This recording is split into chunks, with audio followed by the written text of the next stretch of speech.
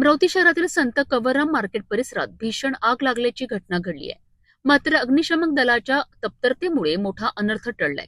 नेमकं काय घडलंय? अमरावतीतील संत कवरराम मार्केटमध्ये शनिवारी दुपारी आग लागल्याची घटना घडली आहे.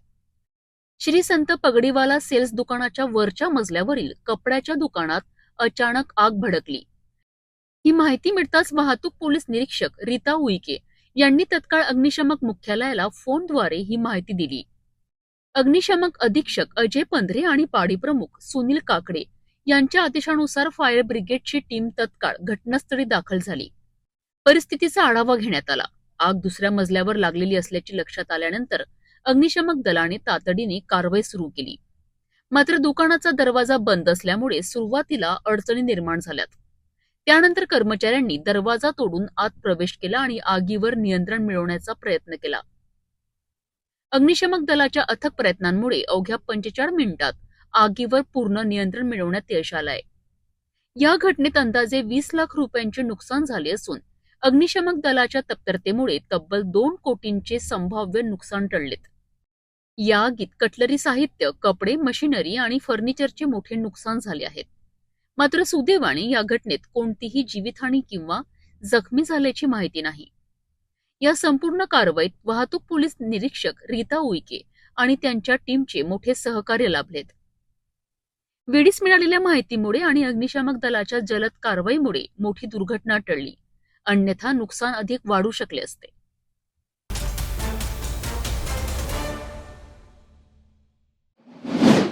अमरावती के हृदय स्थल में स्थित इरविन सरकारी अस्पताल, जिसे जिला सामान्य अस्पताल का गौरव माना जाता है, वहां से प्रशासन की लापरवाही की एक बेहद डरावनी तस्वीर सामने आई थी।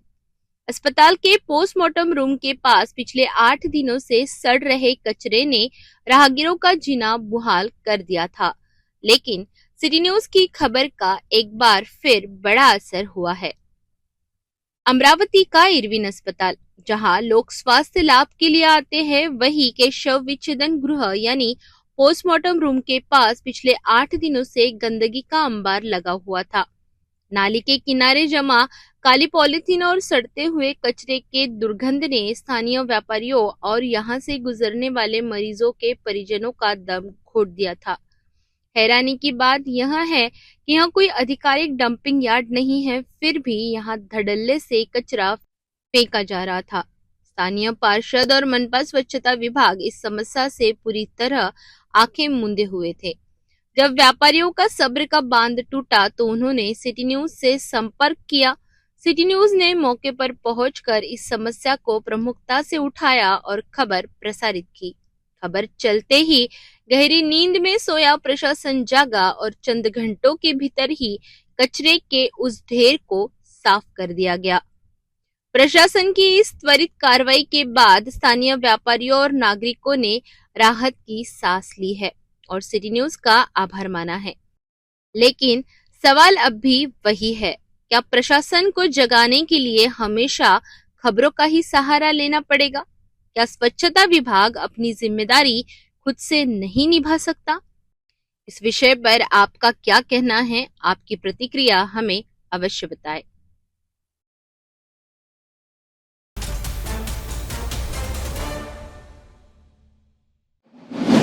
एक तरफ जहां शहर को स्वच्छ बनाने के दावे किए जा रहे हैं, वहीं दूसरी तरफ शहर के मुख्य सरकारी अस्पताल इरविन की हालत कुछ और ही कहानी बयां कर रही है। इरविन अस्पताल के शव विच्छेदन गृह के पास पिछले 8 दिनों से कचरे का ढेर लगा है, जिससे उठने वाली बदबू ने व्यापारियों और राहगीरों का जीना दुभर कर दिया है। अमरावती के हृदय स्थल में स्थित इरविन सरकारी अस्पताल का यह नजारा प्रशासन की पोल खोल रहा है। शव विच्छेदन गृह के ठीक पास नाली के किनारे काली पॉलीथीन का यह ढेर पिछले 8 दिनों से सड़ रहा है। स्थानीय व्यापारियों का कहना है कि यह कोई आधिकारिक डंपिंग यार्ड नहीं है, फिर भी यहाँ कचरा फेंका जा रहा है। हैरानी की बात यह है कि मनपा की घंटा गाड़ियां रोजाना यहाँ से गुजरती है, लेकिन किसी की नजर इस गंदगी पर नहीं पड़ती। नालियां महीनों से जाम है, जिससे न केवल दुर्गंध फैल रही है, बल्कि राहगीरों के स्वास्थ्य पर भी बड़ा खतरा मंडरा रहा है। प्रभाग क्रमांक 7 के अंतर्गत आने वाले इस क्षेत्र के पार्षद भी इस गंभीर समस्या पर उदासीन बने हुए हैं।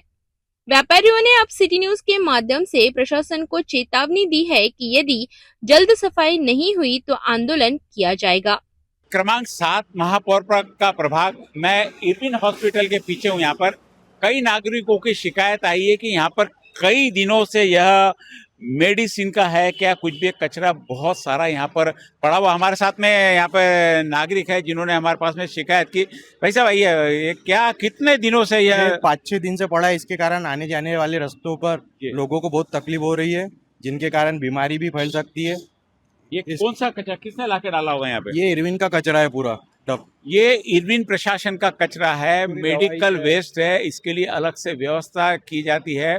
यह 7 नंबर प्रभाग है और अमरावती के महापौर का प्रभाग है और यह सबसे व्यस्ततम रोड है। और अमरावती का सामान्य रुग्णालय यानी इरविन अस्पताल हमको जिसको बोलते हैं, उसके पीछे का यह कचरा। हालांकि रोज यह कचरा साफ होना चाहिए क्योंकि मेडिकल वेस्ट दूसरे नुकसान भी पहुंचाता है, बीमारियां भी फैलाता है। यदि यह कचरा यहाँ पर ढीक के रूप में लगातार बना रहा तो बाकी जगह के क्या, हम आज प्रभाग की पूरी हेल्थ चेकअप करने निकले, यहाँ से जस्ट मुड़े ही थे कि नागरिकों ने यहाँ पर शिकायत की कि ऐसा ऐसा कचरा। भाई साहब आइए ना थोड़ा सा, क्या आप कहाँ रहते हैं? मैं श्री कृष्णपेट में रहता हूँ। श्री कृष्णपेट में रहते हो? इधर आते जाते? मेरी शॉप है इधर। अच्छा, तो रोज आते जाते रोज दिखते आते हैं। जाते। तो रोजाना आते जाते दिखता है। आपने शिकायत की है किसी से? नहीं, शिकायत नहीं, आप मिले जस्ट इसलिए मैं आपको बोला। तो ये यहाँ पर है, यदि यह उठ जाए तो शायद लोगों को यहाँ पे राहत मिले। सरकारी अस्पताल जैसी संवेदनशील जगह पर इस तरह की गंदगी प्रशासन की कार्यप्रणाली पर बड़ा सवाल खड़ा करती है। क्या स्वच्छता विभाग और स्थानीय पार्षद अपनी नींद से जागेंगे या जनता इसी तरह बीमारियों के साए में जीने को मजबूर रहेगी?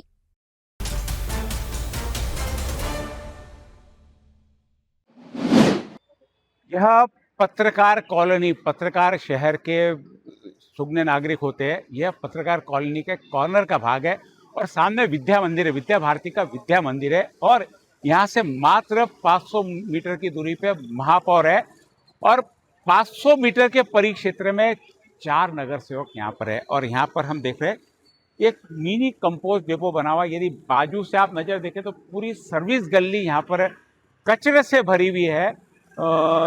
चिराग तले अंधेरा जिसे हम कहते हैं। महापौर जहाँ पूरे शहर का सुधार करने की संकल्पना करते हैं, वहीं पे खुद के परिसर में मिनी कंपोस्ट डिपो बना हुआ है। खाली प्लॉट है, प्लॉट पूरा कचरे से भरा हुआ है। कोई दुकान पीछे दिख रही है, शिव कृपा सर्विस सेंटर, वहाँ पर कैसे व्यक्ति जाता होगा पता नहीं। ये पीछे के मकान के भाग है, नीचे सारा का सारा सर्विस गली में सारा है। विशेष बात कि सामने स्कूल में बच्चे पढ़ते हैं, बच्चों के स्वास्थ्य पर क्या फर्क पड़ेगा। और पत्रकार कॉलोनी से लगकर कॉर्नर यह कचरे का ढिगार पड़ा है। निश्चित रूप से यदि शहर के महापौर और पत्रकार कॉलोनी और विद्या मंदिर के सामने ऐसा कचरा होता है तो अमरावती के हाल निश्चित रूप से देखने लायक रहेंगे आने वाले कुछ दिनों में। आज से 7 दिन तक लगातार हम प्रभाग का दौरा करेंगे। जितनी साफ सफाई नगर सेवकों से होती हम करवाने का प्रयास करेंगे।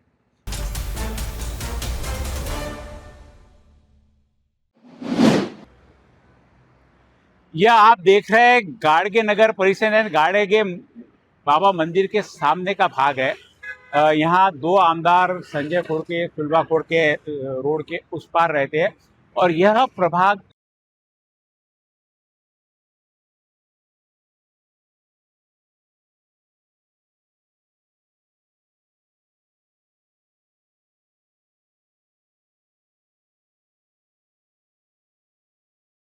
एक दिन का होगा, 2 दिन 3 दिन से, कितने ही दिन से कचरे की अव्यवस्था। सारे शिक्षण संस्थाएं इधर से है, कई सरकारी कार्यालयों को इधर से जाना पड़ता है।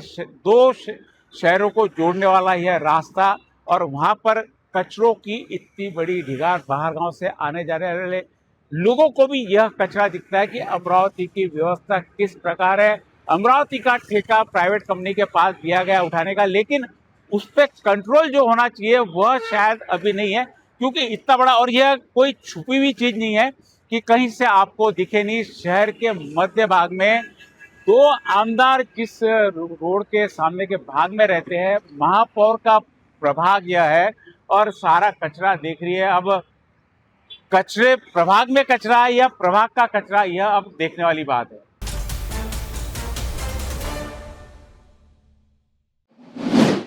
अमरावती को स्वच्छ और सुंदर बनाने के बड़े बड़े दावे तो किए जाते हैं, लेकिन आज हम आपको एक ऐसी तस्वीर दिखाएंगे जो इन दावों की पोल खोल देगी।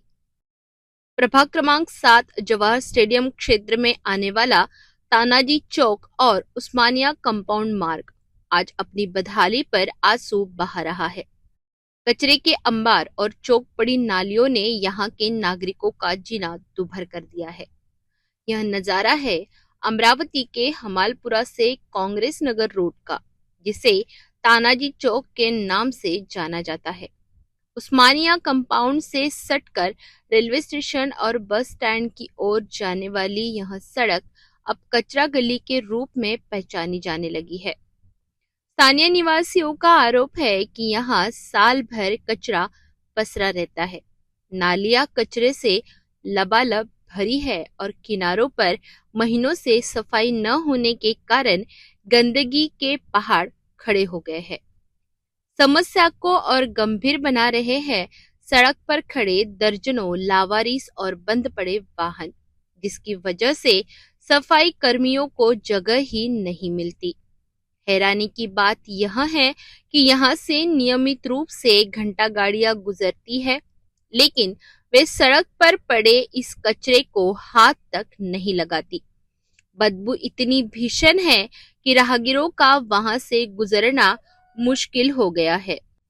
यह प्रभाग खुद महापौर और पार्षदों का क्षेत्र है, फिर भी स्वच्छता विभाग और सफाई कॉन्ट्रैक्टर की लापरवाही साफ दिखाई दे रही है। क्या मनपा प्रशासन किसी बड़ी बीमारी के फैलाने का इंतजार कर रहा है? प्रभाग क्रमांक 7 की यह स्थिति केवल एक गली की नहीं, बल्कि प्रशासनिक तंत्र की विफलता की कहानी कह रही है। अगर समय रहते उस्मानिया कंपाउंड और तानाजी चौक की सफाई नहीं की गई तो यहाँ स्वास्थ्य का गंभीर संकट खड़ा हो सकता है।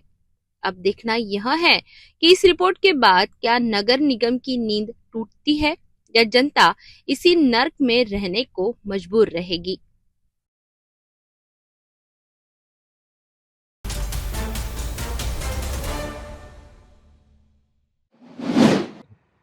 यह विलासनगर चौक से कॉलेज रोड की तरफ जाने वाला रास्ता है। यह महापौर के घर का रास्ता, महापौर ही नहीं, यहाँ पर चुन के आए हुए 4 नगर सेवकों की घर की ओर जाने वाला रास्ता है, जहाँ पर नाली का पानी पूरा सड़क पर आया हुआ। आप देख रहे हैं कि पूरा डबाडब भरा हुआ है। पीछे से कहीं पर नाली ब्लॉक है।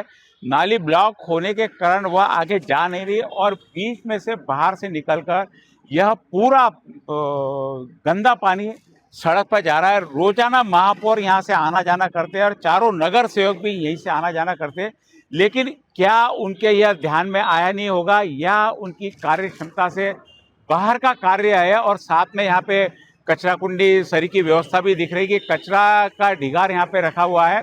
कुछ मकान के काम चालू है और साथ में साइड में यहाँ पर बहुत सारे ट्रक्स और यहाँ पे आप देख रहे हैं कि कुछ लोडिंग की गाड़ियाँ खड़ी है।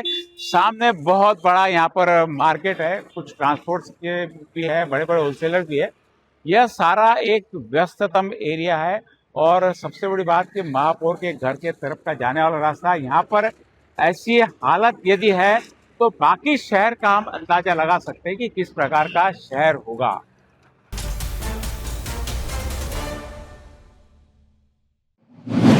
14 एप्रिल म्हणजेच डॉक्टर बाबासाहेब आंबेडकर यांची जयंती जवळ येत असताना शहरात उत्साहाचं वातावरण पाहायला मिळतंय। विविध भागांमध्ये बाबासाहेबांच्या पुतळ्याचं सुशोभीकरण आणि स्वच्छता मोहीम जोरात सुरू आहे। 14 एप्रिलच्या पार्श्वभूमीवर शहरातील विविध ठिकाणी डॉक्टर बाबासाहेब आंबेडकर यांच्या पुतळ्यांची साफसफाई आणि सुशोभीकरण मोठ्या उत्साहात करण्यात येत आहे। शहरातील अनेक भागांमध्ये डॉक्टर बाबासाहेब आंबेडकर समितीच्या कार्यकर्त्यांनी स्वयंस्फूर्तीने पुढाकार घेत स्वच्छता मोहीम राबवली। काही ठिकाणी स्थानिक नगरसेवकांच्या सहकार्यानेही ही कामे पूर्ण करण्यात आली असल्याचे नागरिकांनी सांगितले। भीमनगर येथील नालंदा बुद्ध विहारात कार्यकर्त्यांनी एकत्रित येत मोठ्या प्रमाणात साफसफाई केली आहे. या कामात नगरसेविका सोनाली नाईक यांनी विशेष सहकार्य केल्याचे स्थानिकांनी सांगितले. तसेच सिद्धार्थनगरातील बुद्ध विहार परिसरातही बाबासाहेबांच्या पुतळ्याभोवती स्वच्छता आणि सजावटीची लगबग दिसून आली. समाधान नगरातील बुद्ध विहारात महिला मंडळांनी पुढाकार घेत स्वतः रंगरंगोटी आणि साफसफाई करत जयंतीची तयारी सुरू केल्याचे पाहायला मिळाले. एकूणच शहरात ठिकठिकाणी सुरू असलेल्या या उपक्रमांमुळे डॉक्टर बाबासाहेब आंबेडकर यांच्या जयंतीबद्दलचा उत्साह आणि आदर स्पष्टपणे दिसून येत आहे. 14 एप्रिलच्या पार्श्वभूमीवर शहरभरात स्वच्छता आणि सजावटीची लगबग सुरू असून बाबासाहेबांना अभिवादन करण्याकरिता नागरिक सज्ज झाले आहेत. शादी और ब्याह की शुरुआत आराधना साड़ी के साथ। Aradhana wholesale shopping mall L2 Beejland complex Nandgaon Peth Amravati Jawahar road Amravati. शहर की सच्चाई अब नहीं छुपेगी। सफाई व्यवस्था दावों में कितनी और जमीन पर कितनी। सिटी न्यूज लेकर आया है एक बड़ा अभियान। सिटी न्यूज द्वारा होगा हर प्रभाग का हेल्थ चेकअप, जहां हम करेंगे हर प्रभाग की गहराई से जांच। ग्राउंड जीरो से सच्चाई का खुलासा। अब शुरुआत करने जा रहे हैं अपने प्रभाग महापौर के प्रभाग क्रमांक 7 से हेल्थ चेकअप की। गली गली डगर डगर होगी सिटी न्यूज की नजर। आज से पूरे एक सप्ताह तक इस प्रभाग की छोटी मोटी हकीकत हम दिखाएंगे आपको। सप्ताह के अंत में सभी जनप्रतिनिधियों के साथ में चर्चा। हमारा काम आरोप लगाना नहीं, समाधान ढूंढना है, लेकिन बिना आरोप के शायद समाधान भी ना मिले। देखते रहिए सिटी न्यूज और प्रभाग की रचनाओं के साथ में हमारा कार्य।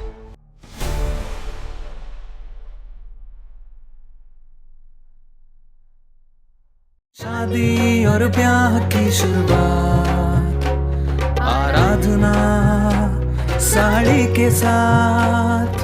आराधना wholesale shopping mall L2 Beejland complex Nandgaon Peth Amravati Jawahar road Amravati.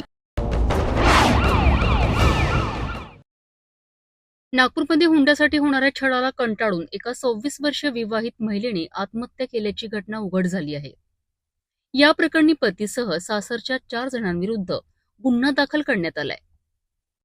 नागपूरच्या गणेशपेठ परिसरातील गंजीपेठ भागात ही हृदयद्रावक घटना घडली आहे. सना अंजुम अकील खान उर्फ सना शेख असे मृत महिलेचे नाव असून तिचे लग्न 2024 मध्ये शोएब उर्फ सैफ आयुब खान याच्यासोबत झाले होते. लग्नानंतर सना हिला पती सासरास नसीम खान, सासू आणि ननंद समीना उर्फ सोनी यांनी वारंवार माहेरून पैसे आणण्यासाठी त्रास दिला. सततचा शारीरिक आणि मानसिक छळ सहन न झाल्याने सना हिने 7 एप्रिल 2026 रोजी सायंकाळी 5 वाजताच्या सुमारास राहत्या घरी गळफास घेऊन आत्महत्या केली आहे. प्रारंभी या प्रकरणी अकस्मात मृत्यूची नोंद करण्यात आली होती. मात्र तपासादरम्यान सासरच्या छळामुळे सना हिने टोकाचा निर्णय घेतल्याचे स्पष्ट झाले. उसका नाम सना अंजुम है। उसकी 2024 में 5 नवंबर को शादी हुई थी। 15 महीने ही हुए थे उसके, और मेरी लगभग 7 अप्रैल को उससे बात हुई। उसके पहले भी उसने मेरे को बताना शुरू कर दी थी। 1-2 दिन में से मैं उससे बात करती थी, पूछती थी, लेकिन उस दिन 3 बजे में से 1 घंटा बात हुई, आधा पौन घंटा बात हुई इसी बारे में कि उसके ससुर सास उसको, उसकी ननद, सबसे ज़्यादा उन लोग उसको सबको टॉर्चर करते हैं, उसके ऊपर जुल्म करते हैं, घर के लिए, बच्चे के लिए। और इसी कारण फिर मेरे को डाउट हुआ, तो फिर मैं डबल से फिर और फ़ोन की मैंने उसको बोलने के लिए कि तू आ जा करके, अब इतने दिन से तू बता रही तो अब बर्दाश्त नहीं, तो तू आ जा। तो लेकिन फिर उतना फ़ोन मेरा बज रहा, मैं उसका फ़ोन इतना कंटिन्यू कर रही हूँ 1 घंटे से लगातार। आखिर में उसके मियाँ ने फ़ोन उठाया, सैफ ने, और उसने मेरे को बताया कि सना ने फांसी लगा दी करके, और वो वहाँ पर मौजूद था। फिर जब मैंने अपने भतीजे को फिर जब भेजी वहाँ पर कि जाके देख कि सना के आदमी ने ऐसा मेरे को बोला, तो वहाँ से वो रफा दफा हो चुका था, वो पूरा घर का दरवाज़ा खोल के। और मेरा भतीजा गया वो, और हमारे के दोनों बच्चे गए, तो उन्होंने उसको उतारे। उसके शौहर का काम था, लेकिन उसको उतारना, अगर वो बेगुनाह रहता तो उसने कुछ, उसी ने किया है सब कुछ पूरा, और छोड़ के भाग गया वो। कोई इसको कहीं नहीं लेके जाना, नहीं कहीं नहीं ले जाना, घर में रहना, बन बन रहती थी वो आधी रात तक के। उसका मियाँ 3-3 बजे तक के रात तक के नहीं आता था। सास भी वो उसके ऊपर टॉर्चर करते थे उसको, कैसा है, वैसी है तू, ऐसी है वैसी है, बस यही उसको सोच विचार उसका बस यही चलता था रोज उसका। वो इस तो समझ में नहीं आ रहा, उसको इंसाफ मिलना चाहिए। अभी 2 दिन हो गए हैं लेकिन उन लोगों को कभी कोई अता पता नहीं है। हमको तो खुद वो सोच रहे कि उसको तुरंत में इंसाफ देना चाहिए, पुलिस ने हमारा साथ देना चाहिए, तुरंत में इंक्वायरी करना चाहिए, उठक बैठक करना चाहिए, उनके घर की तलाशी लो जाके। वो सबसे बड़े उनका नंदोई भी है जो रफा दफा है, वो उनका नाम कट गया है जबकि हमने सबके नाम डाले थे। यानंतर पोलिसांनी पतीसह 4 जणांविरोधात आत्महत्येस प्रवृत्त केल्याचा गुन्हा दाखल केला आहे. या प्रकरणाचा पुढील तपास पोलीस करीत आहेत. हुंडाबळीच्या घटनांवर कठोर कारवाई होत असली तरी अशा घटना अजूनही थांबत नाही. या प्रकरणात आरोपींना कडक शिक्षा होणार का, याकडे सर्वांचे लक्ष लागले आहे. मेरा नाम अल्फरान खान, मैं जो मृतक है मेरी सिस्टर सना अंजुम, मैं उसका बड़ा भाई हूँ। अभी कुछ दिन पहले हमें पता चला, 2 दिन पहले, कि हमारी सिस्टर को प्रताड़ित किया जा रहा है, उसको मेंटली टॉर्चर किया जा रहा है। हम गए थे, हमारी मीटिंग हुई थी उसके घर पे, समझा बुझाया हमने, बिठाए उसको घर पर जो है अच्छे से तरीके से उससे बातचीत करे। हमने कहा कि होता है, घर गृहस्थी में ये सब चलता है, लेकिन हमें एक दिन सुसाइड के 1 दिन पहले पता चला है, उसने रियल फैक्ट बताई है कि ये मुझे घर के लिए डिमांड करना, मारना पीटना, मेंटली हरासमेंट करना, इसको खाना नहीं खिलाना।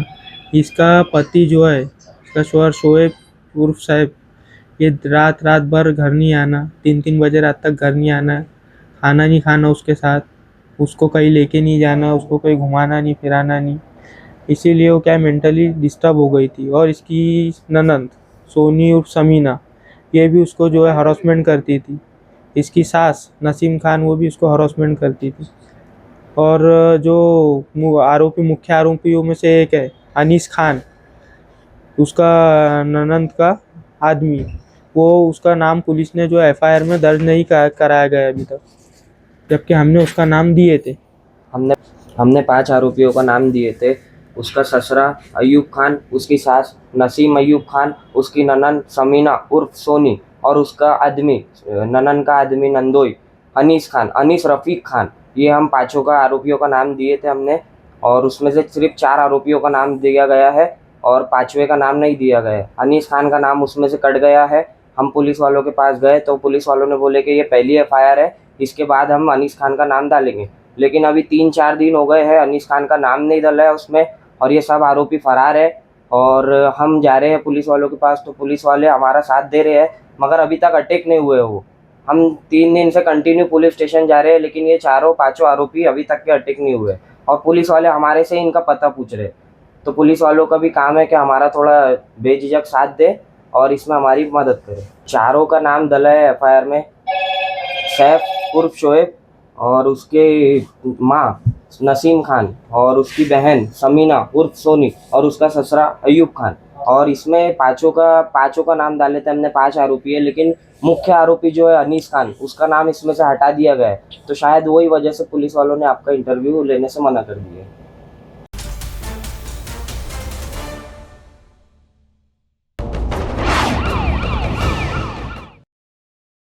नागपूर शहरात मध्यरात्री घरात घुसून महिलेच्या गळ्यातील सोन्याची चेन हिसकाविणाऱ्या आरोपीला अखेर पोलिसांनी बेड्या ठोकल्या आहेत. सीसीटीव्ही फुटेज, मोबाईल लोकेशन आणि तांत्रिक विश्लेषणाच्या मदतीने पोलिसांनी हा गुन्हा उघडकीस आणलाय.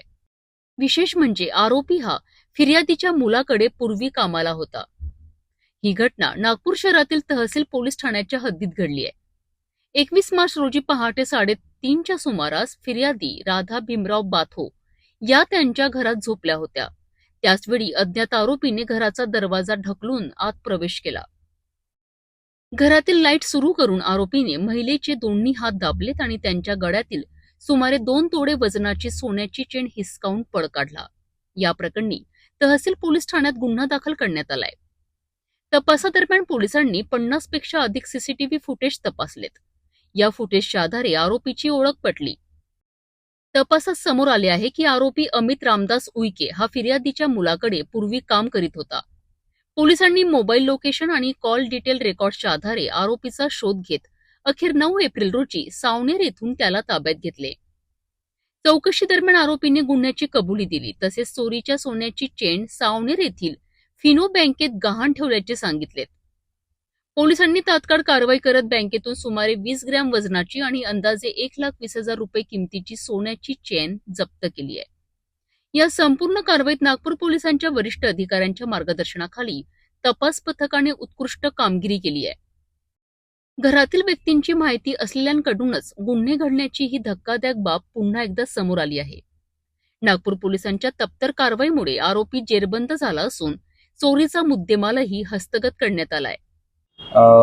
पोलीस स्टेशन तहसील येथे अपराध क्रमांक 159/2026 कलम 309(4), 333 भारतीय न्याय संहितेनुसार गुन्हा दाखल करण्यात आलेला होता. यामधील ज्या फिर्यादी आहे राधा भीमराव बाथो, वय 65 वर्षे, राहणार केजीएन बिर्याणी दुकानाजवळ धोंडबा चौक, हंसापुरी, खदान, पोलीस ठाणे तहसील नागपूर.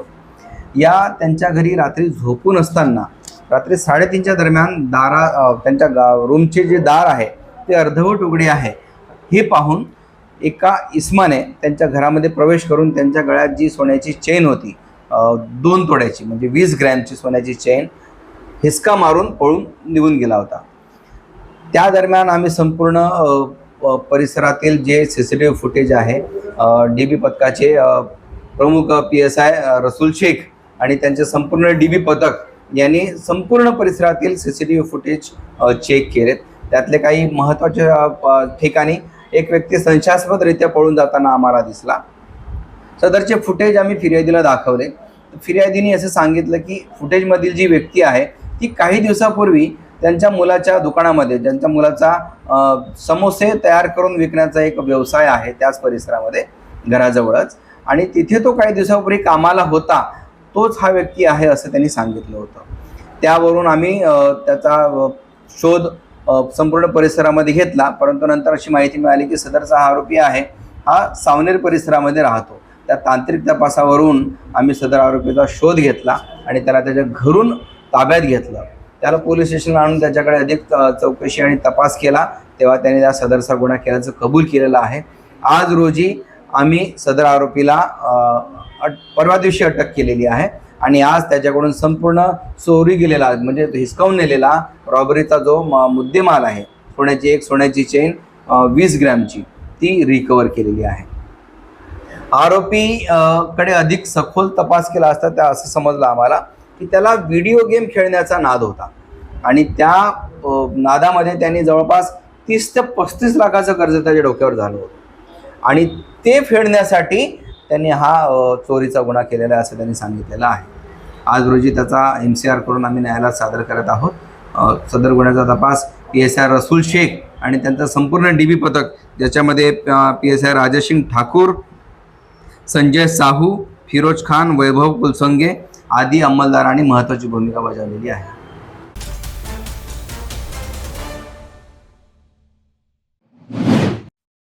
शेतीसाठी रस्ता म्हणजे शेतकऱ्यांचा श्वास आणि तोच रस्ता अडवला तर काय होऊ शकतं याचं जिवंत उदाहरण समोर आलं होतं भोकरदन तालुक्यातील वालसावंगी येथे. परंतु आता प्रशासनाने घेतलेल्या धडक कारवाईमुळे अनेक वर्षांचा वाद अखेर मिटला आहे. भोकरदन तालुक्यातील वालसावंगी शिवारातील गट क्रमांक 454 मधील शेत रस्त्याचा अनेक वर्षांपासून सुरू असलेला वाद अखेर मार्गी लागला आहे. महसूल विभागाने अतिक्रमण हटवून हा रस्ता वाहतुकीकरिता खुला केला आहे. शेलू येथील शेतकरी विजय विठ्ठल अंभोरे यांनी हा रस्ता मोकळा करण्याकरिता महसूल विभागाकडे अर्ज केला होता. संबंधित रस्त्यावर काही व्यक्तींनी अडथळे निर्माण करून तो बंद केल्यामुळे शेतकऱ्यांना मोठ्या अडचणींना सामोरे जावे लागत होते. पेरणीसाठी लागणारे बियाणे, शेतीसाठी ट्रॅक्टर आणि बैलगाडी नेणे तसेच तयार झालेलं उत्पादन बाजारात नेणे अत्यंत कठीण झालं होतं. त्यामुळे हा प्रश्न शेतकऱ्यांकरिता गंभीर बनला होता. या प्रकरणाची सखोल चौकशी करून तहसीलदारांनी अर्ज मंजूर केला आणि रस्ता मोकळा करण्याचे आदेश दिलेत. त्यानंतर धावडा महसूल मंडळाचे अधिकारी आणि वालसावंगी सजा येथील पथक घटनास्थळी दाखल झाले. पोलीस बंदोबस्तात रस्त्याची मोजणी करण्यात आली. दोरी आणि चुना टाकून अधिकृत गाडी रस्त्याची आखणी करण्यात आली. या संपूर्ण प्रक्रियेत कोणताही अनुचित प्रकार घडू नये याकरिता पारत पोलीस स्टेशनचा चोख बंदोबस्त ठेवण्यात आला होता. पंचाच्या उपस्थितीत पारदर्शक पद्धतीने ही कारवाई पूर्ण करण्यात आली. त्यामुळे परिसरातील शेतकऱ्यांचा वर्षानुवर्षाचा प्रश्न अखेर सुटला आहे. आता रस्ता खुला झाल्यामुळे शेतीसाठी आवश्यक वाहतूक सुरळीत होणार असून शेतकऱ्यांनी प्रशासनाच्या या निर्णयाचे स्वागत केलेत.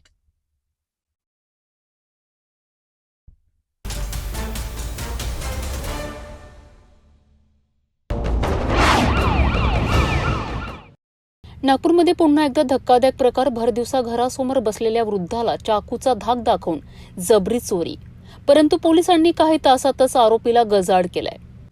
नागपूरच्या नंदनवन परिसरात भरदिवसा घडलेल्या जबरी चोरीच्या घटनेमुळे नागरिकांमध्ये भीतीचं वातावरण निर्माण झालं आहे. 9 एप्रिल रोजी सकाळी 10:30 वाजताच्या सुमारास आदर्शनगर परिसरात मोती उर रहमान हे आपल्या घरासमोर शांतपणे पेपर वाचत बसले होते. याचवेळी अचानक एक तरुण त्यांच्याजवळ आला आणि क्षणातच चाकूचा धाक दाखवत त्यांच्या खिशातील अँड्रॉइड मोबाईल आणि तब्बल 4,000 रुपये जबरदस्तीने हिसकावून घेतलेत. घटनेनंतर पीडितांनी आरोपीला पकडण्याचा प्रयत्न केला, मात्र आरोपीने शिवीगाळ करत धमकी दिली आणि तिथून पळ काढला. स्थानिक नागरिकांनी तत्काळ माहिती देत आरोपीची ओळख पटवली. सोहेल इक्बाल कुरेशी वय 21 वर्ष, ताजबाग परिसरातील रहिवासी. त्यानंतर नंदनवन पोलिसांनी जलद कारवाई करत घटनास्थळी भेट दिली आणि आरोपीचा शोध घेत काही वेळातच त्याला ताब्यात घेतलाय. चौकशीत आरोपीने गुन्ह्याची कबुली दिली असून त्याला अटक करण्यात आली आहे. या प्रकरणी भारतीय न्याय संहितेतील विविध कलमांखाली गुन्हा दाखल करण्यात आला असून पुढील तपास सुरू आहे. भरदिवसा घडणाऱ्या अशा घटना नागरिकांच्या सुरक्षेवर प्रश्नचिन्ह निर्माण करीत आहेत. मात्र पोलिसांच्या तप्तर कारवाईमुळे आरोपी जेरबंद झाला आहे. पोलीस ठाणे नंदनवाल येथे फिर्यादी नामे अशफाक मोहम्मद रहमान यांनी पोलीस ठाणे येथून माहिती दिली की त्यांच्या वडिलांना एक आरोपी याने जबरदस्तीने पैशाची मागणी केलेली आहे आणि तो घराच्या इथेच आहे. सदरच्या माहितीवरून पोलीस ठाण्याचे वरिष्ठ पोलीस निरीक्षक कैलास देशमाने सर यांनी घटनास्थळी तात्काळ पोलिसांना पाठवून त्या ठिकाणाहून आरोपी ताब्यात घेण्यात आलेला आहे. सदर आरोपीकडून जबरदस्तीने घेतलेला एक अँड्रॉइड फोन, 4,800 रुपये व घटनास्थळी गुन्ह्यात आरोपीने वापरलेला एक चाकू हा जप्त करण्यात आलेला आहे. सदर गुन्ह्याचा तपास हा माननीय झोन 4 साहेब, DCP सर यांचे, तसेच ACP सक्करदरा साहेब व माननीय वरिष्ठ पोलीस निरीक्षक व वरिष्ठांच्या आदेशान्वये पुढील याच्यात तपास सुरू असून पुढील कार्यवाही करण्याची तजवीज ठेवलेली आहे. सदर आरोपी हा पोलीस कस्टडी रिमांड मध्ये असून त्याच्यात मुद्देमाल हा आपण जप्त करण्यात आलेला आहे. आरोपीचं नाव सोहेल इक्बाल कुरेशी, हा रेकॉर्डवरचा आरोपी असून त्याच्यावर 11 प्रकारचे गुन्हे आहेत. त्याच्यावर प्रतिबंधक कार्यवाही, तसेच सध्या तो आता पोलीस कोठडीमध्ये असून त्याला 2 दिवसाचा पोलीस कोठडी रिमांड माननीय न्यायालयाने दिलेला असून पुढील गुन्ह्याचा तपास हा वरिष्ठांच्या आदेशान्वये करीत आहोत.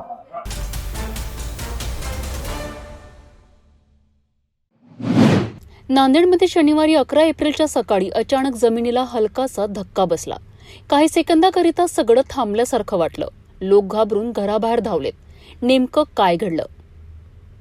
शनिवारी सकाळी साधारणतः 8:45 ते 46 मिनिटांच्या सुमारास नांदेड शहर आणि परिसरात भूकंपाचे सौम्य धक्के जाणवलेत. काही सेकंदाकरिता जमिनीला कंप जाणवल्याने नागरिकांमध्ये भीतीचं वातावरण निर्माण झालं. शहरातील अनेक भागांसह बारसगाव परिसरातही लोक घाबरून घराबाहेर पडलेत.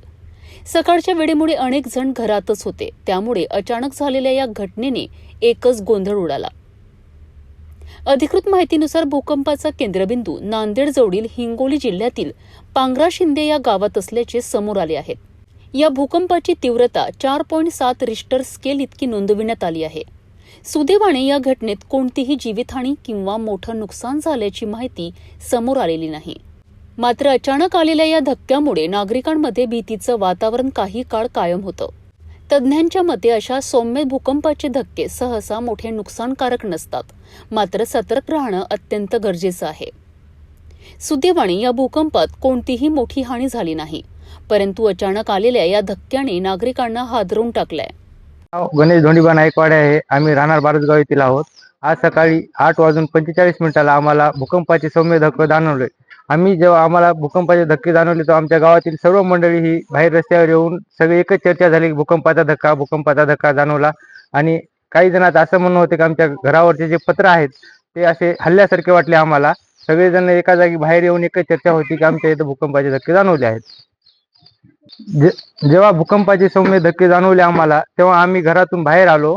जेव्हा हे जनावरे कुत्रे वगैरे जे आहेत ते सगळे रस्त्यावरती आले. आम्ही सर्व तरुण मंडळी हे ते सर्वजण आम्ही रस्त्यावरती आलो जेव्हा आम्हाला भूकंपाची सौम्य जाणवली तेव्हा.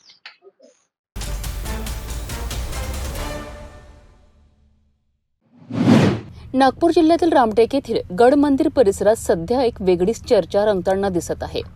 वराह मंदिराजवळ सुरू असलेल्या खोदकामादरम्यान मजुरांना जमिनीत खोलवर एक मोठा हंडा आढळून आलाय. ही बाब लक्षात येताच ठेकेदार आणि मजुरांनी तत्काळ तो हंडा बाहेर काढण्याचा प्रयत्न केला.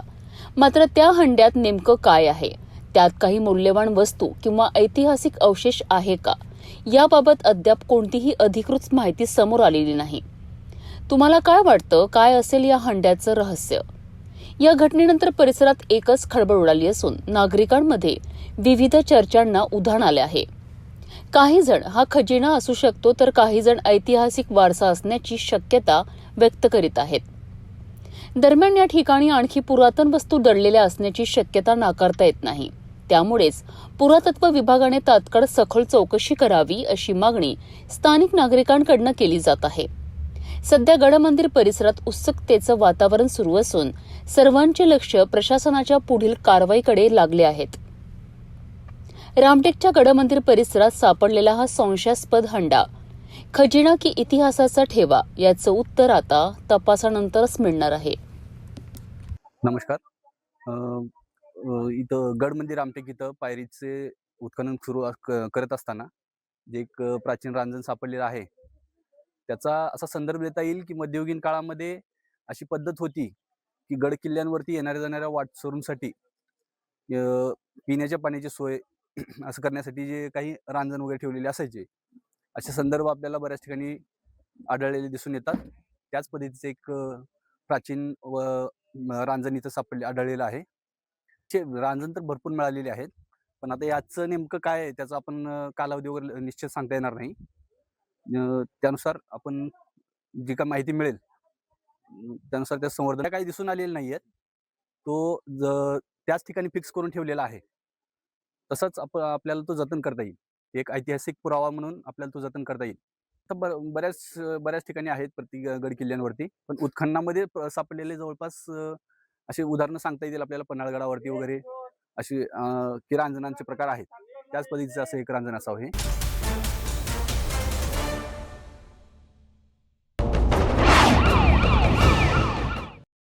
दिवसाढवळ्या ट्रॅक्टर आणि मोठ्या ट्रकच्या माध्यमातून मुरुमाची वाहतूक होत असताना देखील महसूल विभाग आणि स्थानिक प्रशासनाकडनं कोणतीही ठोस कारवाई होत नसल्याने नागरिकांमध्ये तीव्र संताप व्यक्त केला जात आहे. गावामध्ये तलाठी आणि कोतवाल यांसारखी जबाबदार यंत्रणा असतानाही त्यांच्या कार्यक्षेत्रातूनच ही अवैध वाहतूक सुरू असल्याने प्रशासनाच्या भूमिकेवर गंभीर प्रश्नचिन्ह निर्माण झाले आहेत. ग्रामपंचायत क्षेत्रात बसवण्यात आलेल्या सीसीटीव्ही कॅमेऱ्यांमध्ये ट्रक आणि ट्रॅक्टरची हालचाल कैद झाल्याची शक्यता व्यक्त केली जात आहे. मात्र या फुटेजची अद्याप कोणतीही अधिकृत तपासणी झालेली नाही. दरम्यान सततच्या उत्खननामुळे परिसरात मोठमोठे खड्डे तयार झाले असून पर्यावरणाचा समतोल बिघडत आहे. शासनाचा लाखो रुपयांचा महसूल बुडत असताना काही मोजक्या लोकांचा फायदा होत असल्याचे चित्र दिसत आहे. या प्रकरणात आता जिल्हाधिकारी आणि तहसीलदार यांनी तत्काळ कारवाई करावी, अन्यथा नागरिकांनी आंदोलनाचा इशारा दिला आहे. भंडाऱ्यातील हा मुरुम घोटाळा प्रशासन खरंच कारवाई करणार का, की पुन्हा एकदा प्रकरण दाबलं जाणार? विरली खंडार मध्ये व आजूबाजूच्या परिसरामध्ये एक अवैध उत्खनन फार मोठ्या प्रमाणात होत आहे व या उत्खननाला म्हणजे पाठिंबा कोणाचा? हा अवैध उत्खनन कोणाच्या आशीर्वादाने होत आहे, हा नेमका गंभीर प्रश्न निर्माण झालेला आहे. इथे आपण आता परिस्थिती बघतच आहोत की किती फार मोठ्या प्रमाणात उत्खनन झालेलं आहे. तर हाच उत्खनन नाही, असे या परिसरामध्ये व आजूबाजूच्या खेड्यामध्ये फार मोठ्या प्रमाणात उत्खनन झाले आहेत, पण महसूल विभागाने अजूनपर्यंत कोणतीही कारवाई केली नाही व का कारवाई केली नाही हा एक खूप गंभीर प्रश्न आहे.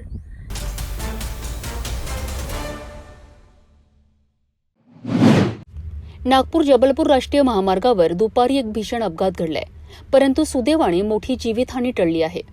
चालकाला आलेली एक डुलकी आणि कार थेट जंगलात उलटली. नागपूर जबलपूर राष्ट्रीय महामार्ग क्रमांक 44 वर पवनी ते चोरबाहुली दरम्यान जुन्या चिंधाई माता मंदिराजवळ दुपारी सुमारे 2 वाजताच्या सुमारास हा अपघात घडलाय.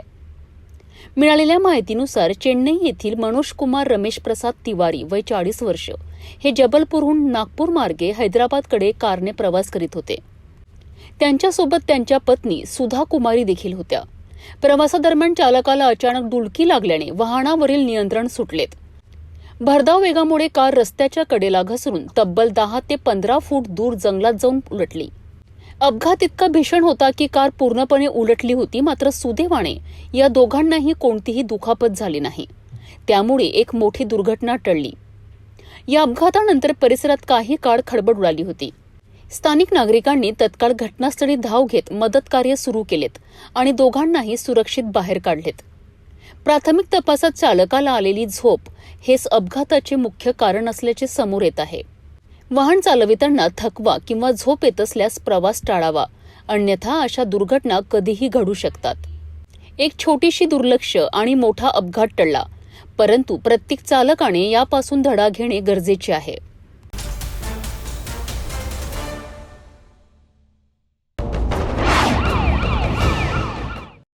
रामटेक तालुक्यातील मणसरमध्ये एक धक्कादायक घटना समोर आली आहे.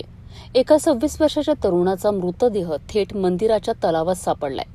अपघात, आत्महत्या की काहीतरी वेगळंच? नागपूर जिल्ह्यातील रामटेक तालुक्यातील मणसर येथे शुक्रवारी एक खळबळजनक घटना उघडकीस आली आहे. श्रीकृष्ण मंदिराजवळ तलावात 26 वर्षीय तरुणाचा मृतदेह आढळून आलाय. मृत तरुणाचे नाव तरुण कश्यप असे असून तो मणसर येथील रहिवासी होता. गुरुवारी रात्री तो अचानक घरातून बाहेर पडला आणि त्यानंतर परतलाच नाही. कुटुंबियांनी त्याचा शोध घेत असतानाच तलावाच्या काठावर त्याची दुचाकी, मोबाईल आणि चप्पल आढळून आल्याने संशय अधिकच वाढला. घटनेची माहिती मिळताच रामटेक पोलिसांनी घटनास्थळी धाव घेतली. स्थानिक नागरिकांनीही शोध मोहीम राबवली. अखेर सायंकाळी सुमारे 5 वाजता तलावातून त्याचा मृतदेह बाहेर काढण्यात आला. पोलिसांनी पंचनामा करून मृतदेह शवविच्छेदनाकरिता रामटेक उपजिल्हा रुग्णालयात पाठविला आहे. सध्या पोलिसांनी आकस्मिक मृत्यूची नोंद केली असून मृत्यूचे नेमके कारण अद्याप अस्पष्ट आहे. आत्महत्या, अपघात की काही संशयास्पद बाब याचा तपास आता पोलिसांकडून सुरू आहे. मणसरमधील या घटनेमुळे परिसरात भीतीचं वातावरण निर्माण झालं आहे. या प्रकरणामागचं खरं कारण काय हे पोस्टमार्टम रिपोर्टनंतरच स्पष्ट होणार आहे.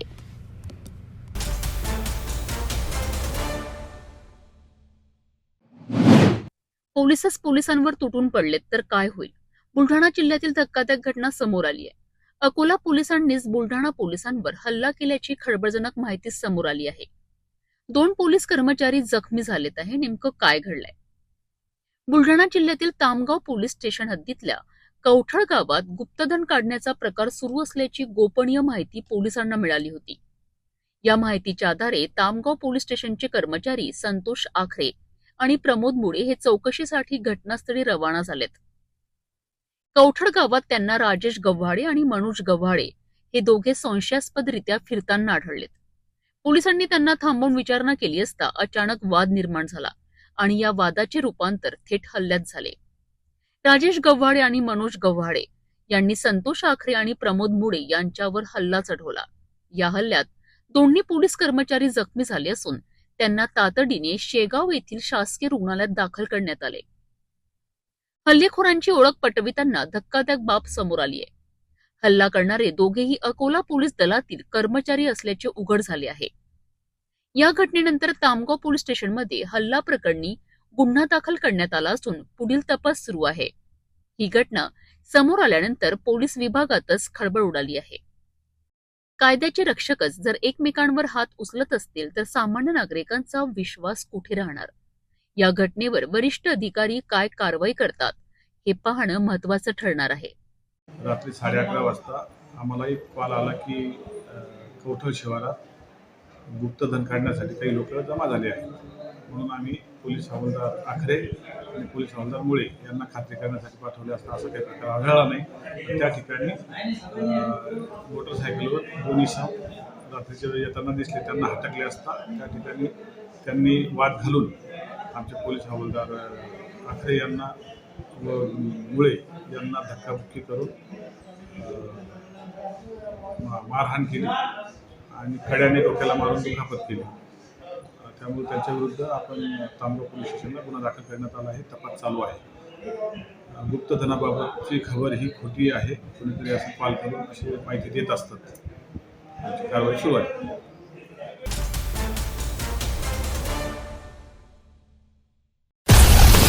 हर खबर पर पैनी नजर, हर मुद्दे पर सटीक वार, यही है सिटी न्यूज की पहचान। जहाँ सच्चाई की आवाज दबाई जाती है वहाँ सिटी न्यूज उठाता है सवाल। हर स्क्रीन पर, हर प्लेटफॉर्म पर हमारी मौजूदगी बोलती है। सिटी न्यूज हमेशा सच के साथ।